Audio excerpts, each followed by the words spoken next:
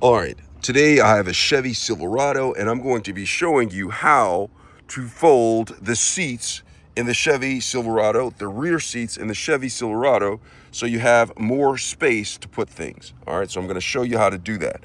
But before I get started, if you find my video helpful in any way, can you give me a thumbs up as well as subscribe to my channel? I'll appreciate it tremendously. So all you have to do with this is go ahead and you see that the seats are upright. What you do is you go ahead and find the seat portion of it, and I'm going to take my hand and grip the seat really tight, and then pull it up. Look at that, all that space. And you see what I'm going to do? I'm going to walk to the other side of the vehicle. I'm going to walk to the other side, and on the other side of the vehicle, I'm going to go ahead and open the door, and I'm going to do the exact same thing on this side right there.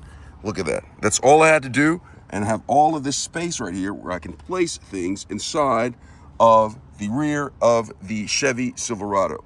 I hope this video has been helpful. Thanks a lot for watching.